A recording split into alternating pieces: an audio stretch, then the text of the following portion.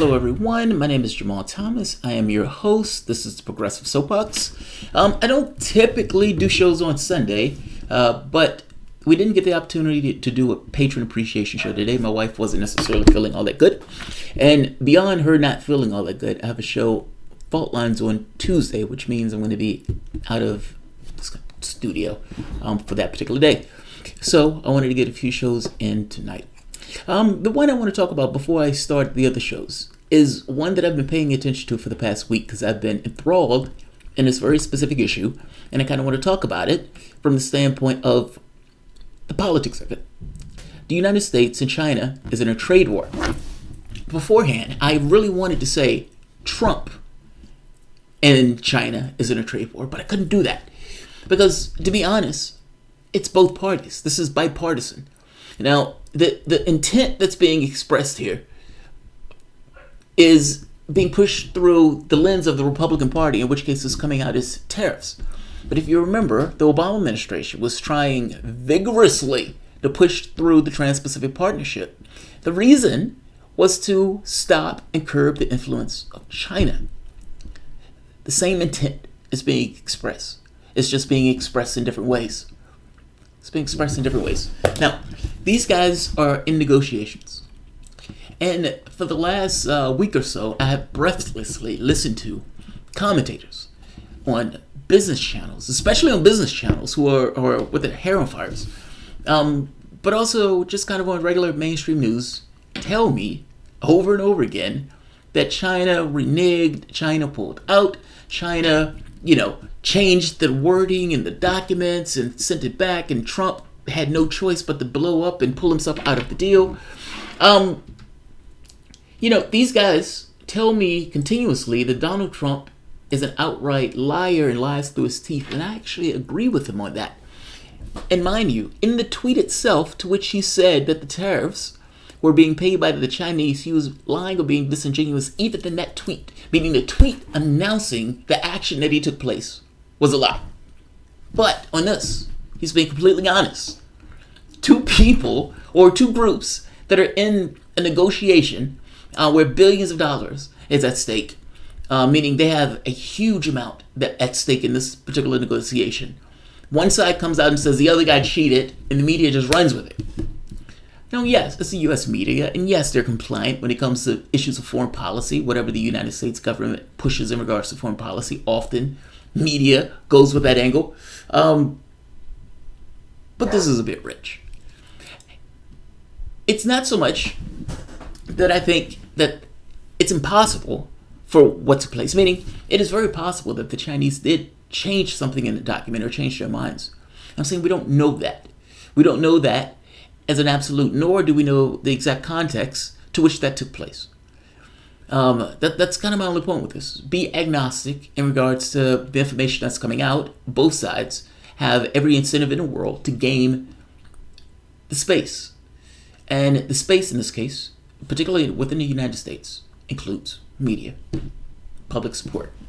The second part that I want to point out to this, and by the way, this guy that was negotiating the deal.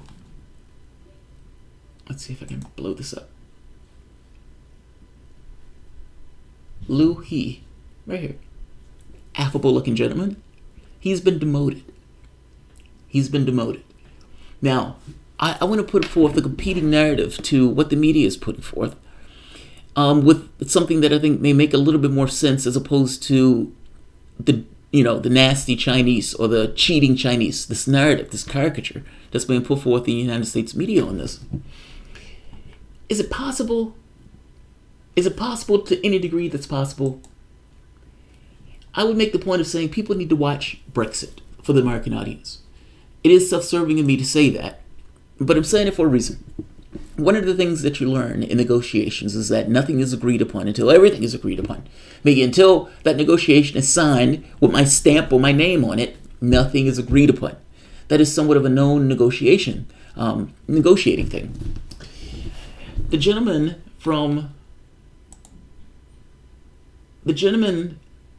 doing the negotiations make the point of saying we're hearing all of these bad things said about us in the media.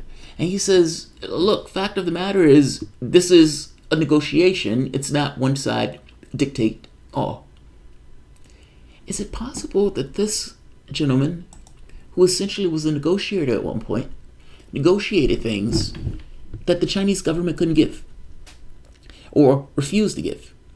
Now, understand what I'm saying by this, and just so we can have a historical context that I'm talking about. From people who were socialists to people who were rabid capitalists, there were certain things that they've agreed upon from the standpoint of a historical context. China used Western capital to grow. You had a poor country that used Western money to essentially expand, and they did so magnificently, bringing in capital and bringing in equipment and manufacturing into the country itself. I mean, the country grew in spades. Now, in doing this, they made certain agreements with these companies. Some of this is dealing with intellectual property rights, meaning if you're going to use our workforce and you're going to use our material and you're going to be able to pay these people a much less wage, we need to get something out of this deal, meaning we need to be able to also grow ourselves. We need to be able to grow our own sector of the economy. We don't want you to run roughshod over us in this way. That's what they did. Both parties made out like gangbusters. The corporations themselves did what capitalists like to do. Lower the amount they have to pay in a wage, lower the costs of essentially getting materials and supplies, selling that product for a higher price, or undercutting their competitors. They were able to do that in spades. Now, the downside to this is that those jobs that used to be American jobs left the country in many respects. And not just left the country, the materials and the products that were being brought back into the country undercut the goods that were made by American workers, because Americans couldn't compete with the cost of the sales that were taking place. Meaning, you had a product that is now made in China, where they can pay the people less, where they may have less environmental hazard conditions and all these other things. They care less about the labor. And you can bring that product back into the United States, and thanks to the trade deals, pretty much no tariffs on it. It undercuts the price of the American product. Not only did the American worker lose their jobs, the people who were here from companies that didn't leave had to compete with those lesser products, meaning lesser in cost, but relatively equal in quality. This is somewhat of a problem. Not to mention, the jobs that did spring up were jobs like Walmart, where people got paid less. Now, the only way that the American consumer benefited from this is that you have Walmarts, if you want to call that a benefit, where they can now buy products at a much cheaper price. Many of which consumers probably didn't care that the American worker lost their job. They just liked the product at that cheaper price. So now, the deal needs to be changed. Now, here's the catch. China is not fucking around here. The Republican Party and the Democratic Party both agree that something needs to be done with China. They're just going about it in different ways. The Obama administration was going with the notion of the Trans-Pacific Partnership to carve the world up, and about 40% of trade, not excluding overtly China and Russia. But keep in mind, this was done in order to kind of curb the influence of China in various parts of the world. To China's credit, China has been doing what they call the Belt and Road Initiative. China has been making trade deals all across the world. They've sewn up more than half of the world in trade. That's amazing.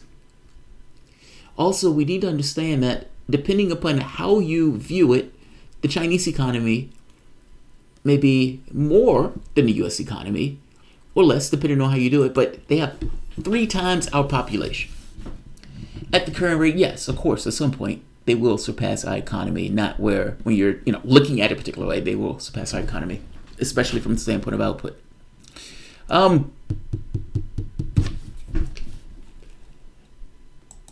And like I said, last point. Liu He has been demoted. The reason he's been demoted, that I strongly suspect, because I think it makes all the sense in the world, is that he agreed to things that the government couldn't give. Now, whether or not China changed or whatever took place in between those things, the demotion, for the most part, means that anything that he agrees upon will have to be approved by somebody higher than him. This is kind of why I think it's possible that he agreed upon things that the government wasn't willing to give. In which case, the demotion went along lines with, I can't believe you agreed upon this. No, this is not what we're going to give. Now, the intellectual property rights being one of the main things. The United States wants to stop that. Now, you can imagine the capitalist class doesn't like having to give their intellectual property rights over, even though those were the agreements that they made. So they scream to their allies, Democrats and Republicans, make them stop that. And Trump goes out and tries to make them stop that. Now, in trying to make them stop that, the question becomes, are they going to stop that? Meaning, are they going to give that up? Now, keep in mind, the U.S. media has screamed and called this stealing and theft, but again, this is the narrative that the Trump administration is giving. These are deals that these guys made with China, and they made fantastically off of it. Maybe money hand over fist over this, and now they're screaming that it's theft. Will China give that up? And this kind of goes with this notion of, if this is the thing, in part, that allowed them to get the economic success that they've garnered over the years, are they willing to give that up? That's a big question. There's another point to this. China has been investing in their industries in bushels. The United States has not. Things like AI, things like biogenetics and whatnot, they have been dumping tons of money into those fields. The United States, not so much. Listen to investors. They will tell you this. Not so much. This government has somewhat of a broken edifice in this regard. We should be dumping money into those things. Do you remember when the Republicans kept screaming about Obama foray into solar energy? If you ever listen to Van Jones talk about that, Van Jones makes the point that says, we invested, let's say $1 billion, and China invested $20 billion. Like it was to that thing. We were dwarfed by the amount of money that China was investing into their industries. We couldn't compete. Isn't that amazing? A capitalist country screaming that they can't compete with China. Don't sleep on this. Don't sleep on this. Don't sleep on this. This is somewhat of an economic war. Look at what is taking place. The world is being carved up. We are sanctioning Iran. We're sanctioning Venezuela. Not just sanctioning with the goal of toppling those governments. We are in conflict with China right now, meaning this kind of friction between these two largest economies, where China is not taking any shit off the United States, and the United States is essentially trying to bully China. You have another situation where we're trying to topple the government of Syria, or you could say failed coup in Syria that just failed over the course of the past few times, protecting terrorists in pursuit of that, no less. We're carving the world up. Not to mention the demonization of Russia that has gone on for the last 3 years. Any conflict with Russia is a conflict with China because they have a military alliance. All I'm saying is this is dangerous. This is so dangerous. Pay attention to this. Pay attention to this. This is a big deal. I'm going to end it here. I don't know how many people are interested in the economic trade war stuff, but this matters. Like, this is the 25%. One last point. The tariffs. The 25% tariffs that Trump is putting out is paid by you. Trump is lying on that. Now, what Trump doesn't want to say, though, is, look, I said I'm going to bring jobs back, and so I want to make certain industries competitive to the other Chinese products. So I ain't putting tariffs on those products. Yes, when you go to Walmart, you're going to have to pay the price of almost an American good. But I am doing that to try to get an American job in the United States and to punish China to get them to come to some kind of trade deal with me that will be beneficial to us. We can't compete with their products, so we need to, intervene. Yes, I am a Republican, but yes, we need to intervene. It's that type of stuff that's going on. You can't have that conversation because that conversation look bad, because what they're going to hear is I'm paying 25% more for my product because you're having a pissing match with China. What? I'll end this here. I don't want this one to be too long because I don't know how many people are all that interested in it. But I did want to put it an installment, even for myself, if I need to come back and get a primer on this stuff. Because sometimes you go like a year away from it. You're like, what the hell is that about? This is what this is about. I'll leave it here. This could turn bad. That's all. Especially with the people who are in office. Like, back during, I think it was before World War I, I have a hard time saying it. But if you remember, Britain was masters of the universe at that point. Like, they did this to some degree by having a massive, massive navy. The thought being that the navy would protect the islands if anything happened to take place, and that they could protect their trade routes. They didn't necessarily believe in these ideas of large-scale wars. Those things were bad for business. And so their navy was, to keep things in check. Now, that said, Germany was late to the colonization stuff, but Germany had a massive industrial complex, and started to compete with Britain regarding military, and they started to expand their military in regards to their navy. This is somewhat of a direct threat to Britain, in which case Britain has to increase the amount of ships that it's building, in which case Germany has increased the amount of ships that it's building to compete with the fact that Britain has increased the ships that it's... You can see where this goes. This goes, into fuckery right off the bat. Unless there's clear dominance in one side or the other, this continues, This gets bad. At some point, these guys come to some level of agreement and somewhat of a weapons deal that we understand, like a space treaty. We're not going to put weapons in space, or we're going to limit the amount of nuclear weapons that we have in these areas, or we're going to limit the amount to defensive that type of stuff. They were doing it back then too, in this case with ships. Does something like this take place between the United States and China regarding trade? It's hard to know. My feeling is that Brits and Germans, regardless of the conflict, at the very least saw themselves as equals. I don't have this belief that Donald Trump doesn't, let's say, I've used the term racist in the past, but I think that affects how you engage with other people regarding foreign policy. Do you believe that it's okay to topple governments? And does that belief, to some degree, have something to do with the nationalities of the people in those various areas being something that you don't necessarily consider to be equal? Maybe. I don't take it as that's not a factor in the negotiations. Not just that, even hubris. This notion that American can or should be able to do that. The problem here is China has every right to grow, like anywhere else has any right to grow. The United States is looking to curb Chinese influence. So is other Western countries and the lapdog nations. Curb China. They want to curb China. These things are diametrically opposed to one another.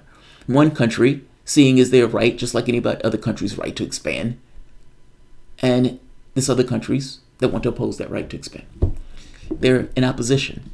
This is taking place from the standpoint of an economic sphere of influence, but whether this is country or land, this is still a certain degree of conflict. So it's hard to know how that gets resolved because that's in an odd sphere, it's the economic sphere. What does it look like? China has vowed to retaliate at this point, saying that they have no choice but to retaliate. I would put to you that the demotion of Lee here gets across that any decision-making that takes place is going to have to be approved from somebody higher than him, which also gets across that he screwed up somewhere. And is it possible that the screw-up had to do with what he might have agreed upon initially? That context doesn't necessarily filter through the media. The only thing that the media comes with is China reneged, these guys can't be trusted, etc., etc. So, I'll leave it here. I'll be back momentarily. I have a UFO one that I think is interesting that we can do. Thanks all. If you enjoy this content, please consider supporting this content through PayPal or Patreon. Thanks all. Oh, and also like and share. Only if you like it. Thanks all.